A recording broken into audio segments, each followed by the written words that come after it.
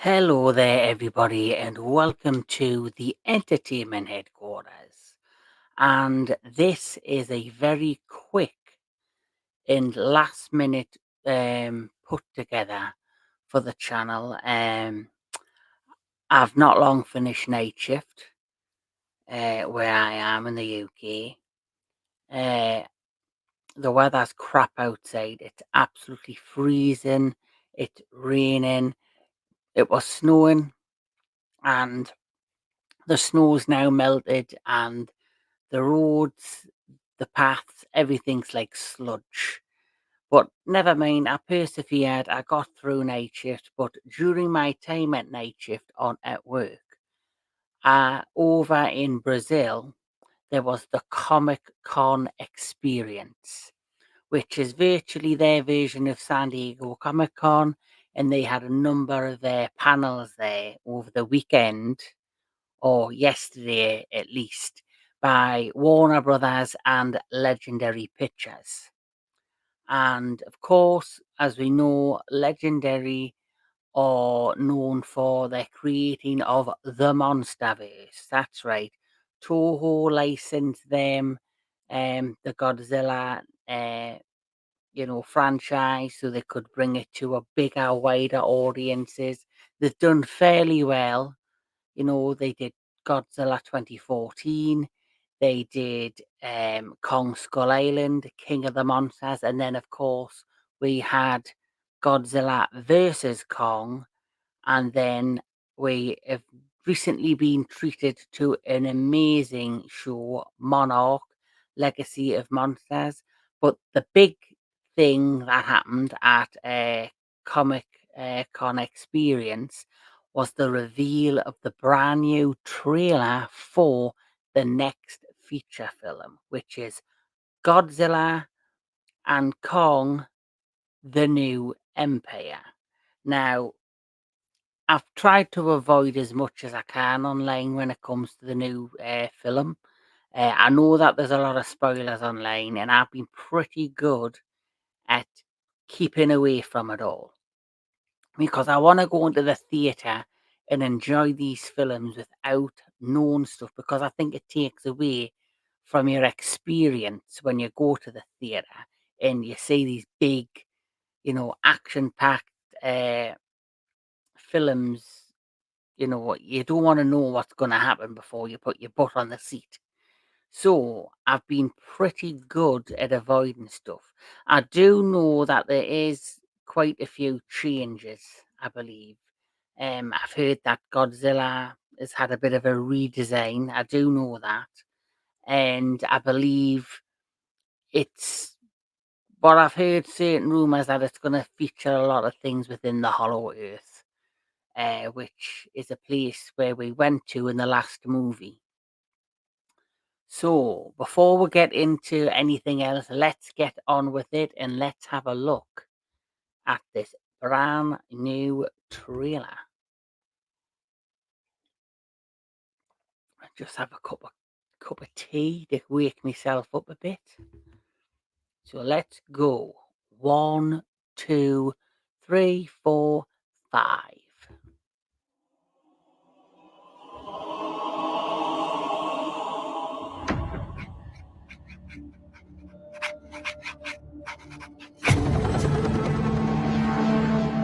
For most of human civilization,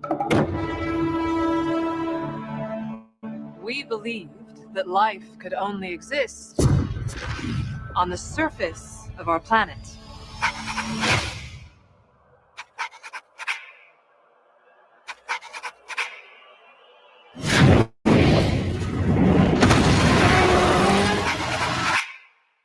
What else were we wrong about? Welcome to my world. The Hollow Won't Earth. you come on in? This world has more secrets than we could possibly imagine. Miracles I get. Still now and then. Oh, What is that? That's not Kong.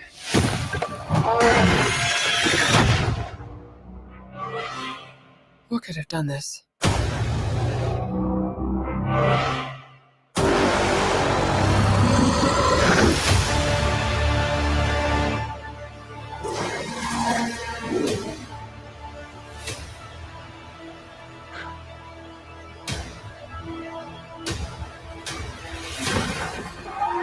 Kong can't stop this on his own. He won't be alone.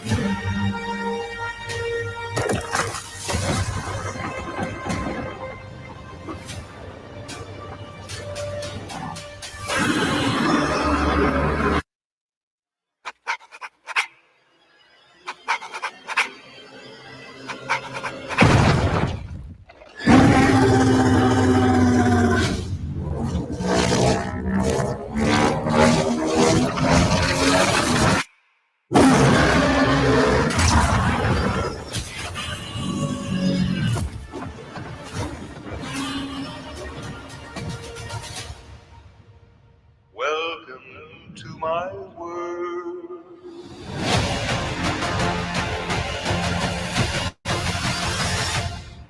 Is that a mini Kong?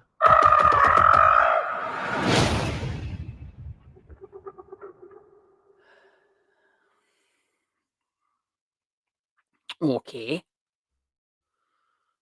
Okay. Very, very interesting. One thing I'm going to say is I want to go right back to the beginning of the Monsterverse. Godzilla in all started way back in the 1950s, and it started from a very serious point. It was about the atomic age, the exposure to the blast of Hiroshima, and Godzilla was a metaphor for that, and he became such, an icon over in Japan and became a worldwide pop culture phenomenon in the 1950s.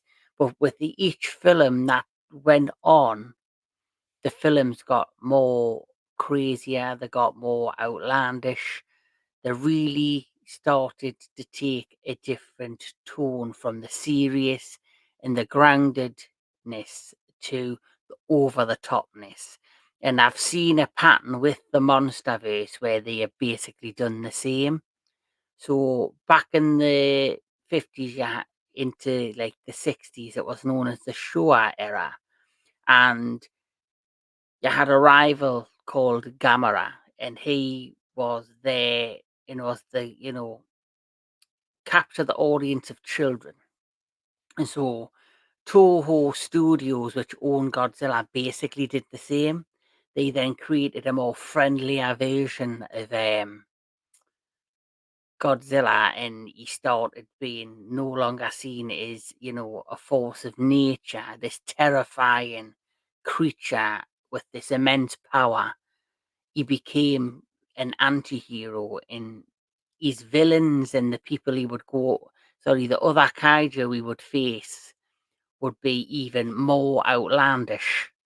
You had Megalon, who was a giant cockroach with drill hands. You had obviously Mechagodzilla, and then in the Heisei era, he fought Space Godzilla, which was like an alien version of himself with these giant crystals that appeared on his shoulders. So I can see how this is going down that route. It's following that pattern, and because we are in the age of, I say, the MCU and, you know, superhero movies, and of course we have DC, and at the minute the Marvel's in a bit of an influx right now. So I think, this is a new audience, it's a new generation. It's not the same fans that used to follow Godzilla years and years ago. And you've got the die-hard Godzilla fans like myself that remember what um, the good old days where Godzilla was seen as a fearful force of nature to now being basically a hero. It's basically the legendary Monsterverse, the Western version of Godzilla. He's a superhero, but he's a kaiju, he's a creature. And that last scene when you seen him and Kong run, it was a bit, for me, it took away from the film. That I loved the first half of this trailer. I loved how it was explaining, you know, you heard them say, what didn't we know? And you go down into the Hollow Earth and you're seeing elements of where Kong's been living. You see some familiar creatures like the knife, them birds that have the knife beaks that were in Skull Island. You see them flying, and then you obviously have Kong crossing the plains like he did in Godzilla versus Kong, and he's obviously been living there, and then he comes across an infant of his own species, which is, you know, I had heard rumours that they were going to do Son of Kong.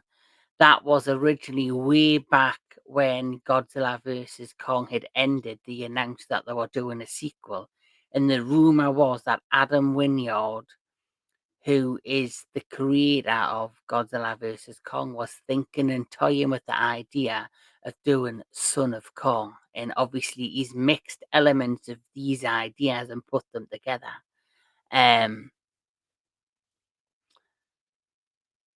Godzilla himself in this trailer looks phenomenal. He looks badass. I love how his design is. They've kind of upped the ante in his design. It's just like I said before, the Marvel superhero films. It's like that. You've seen for each film, Iron Man, Thor, Spider-Man, they all got new suits and gadgets. We've seen in this trailer that obviously Godzilla's evolving. He is now changed. He is now, his design has been altered. He's now has the pink, violet kind of, ultraviolet kind of heat rays and spines on the back, which is, for me, it's a tribute to Godzilla 2000, which was one of my favorite designs.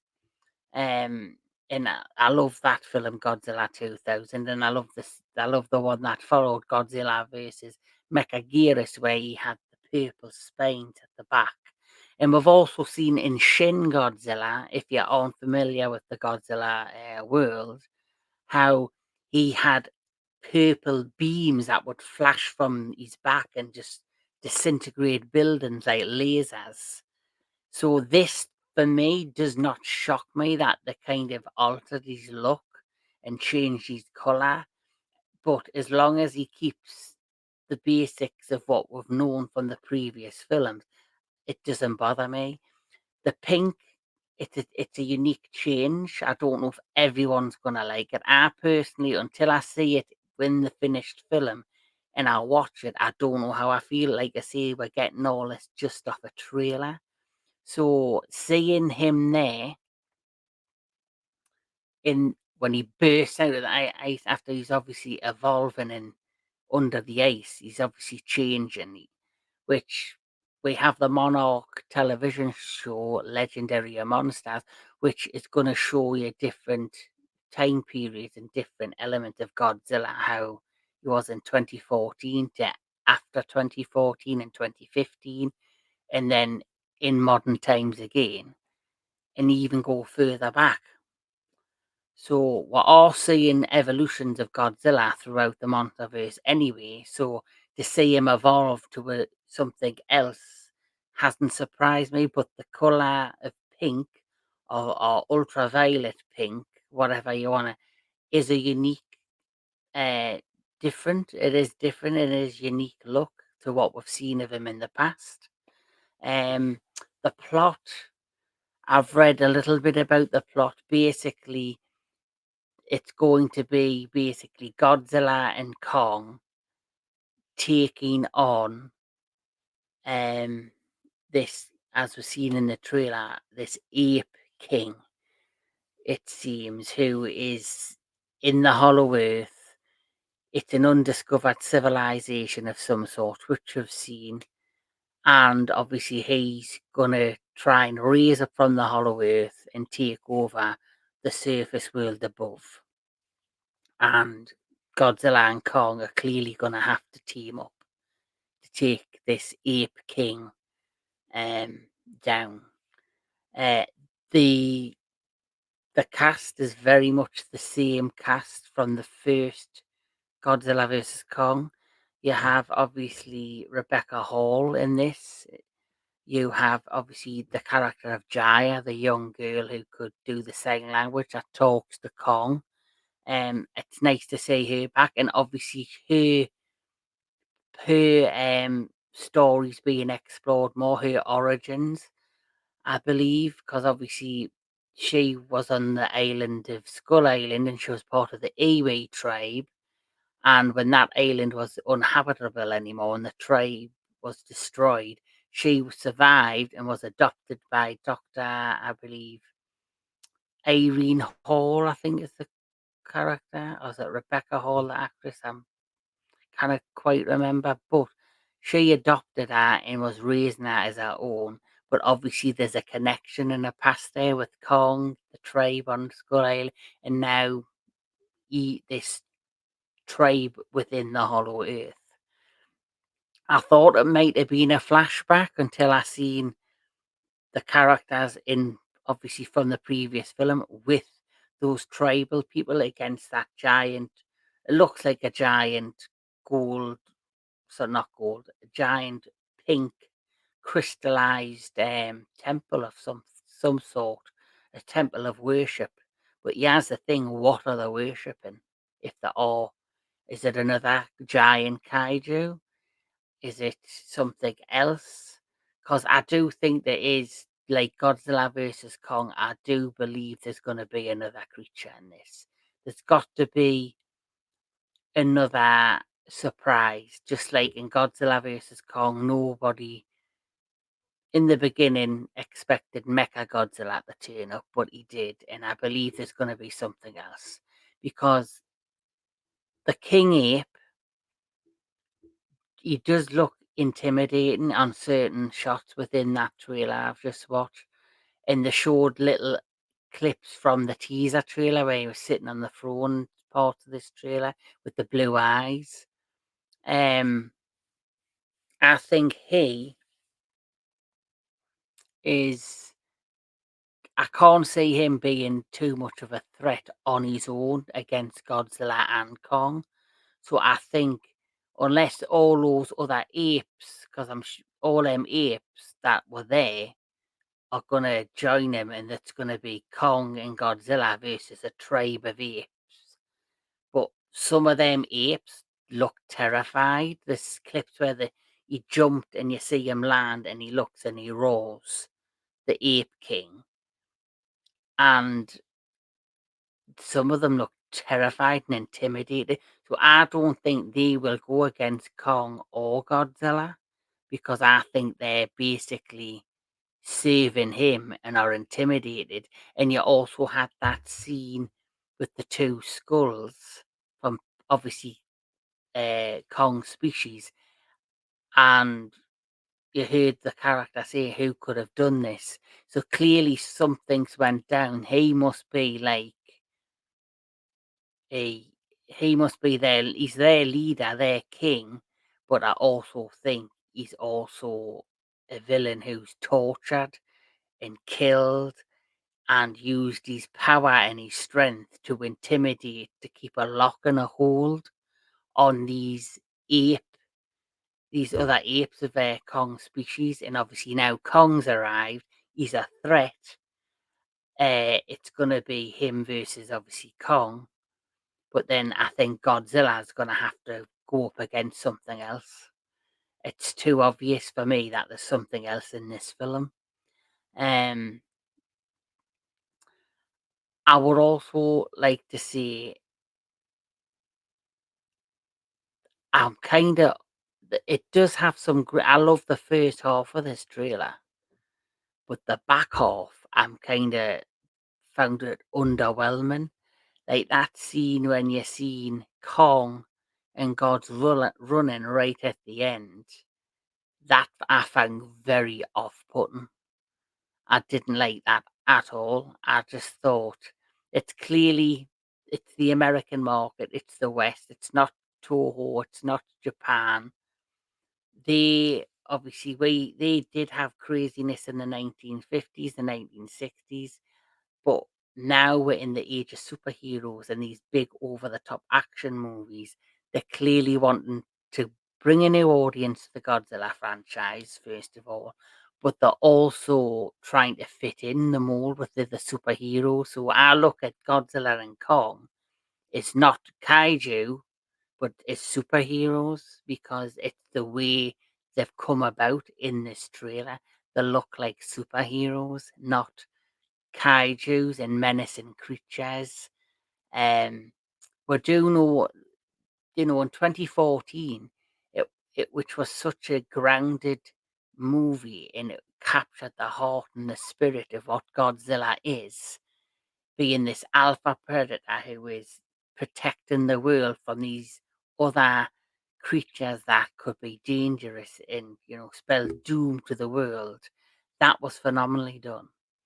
Then you had Kong Skull Island, which was basically set after Vietnam, was on an island, featured yes kaiju and a bit of overtopness, but it still for me had a more grounded feel to it. King of the Monsters was a love letter to the Showa era.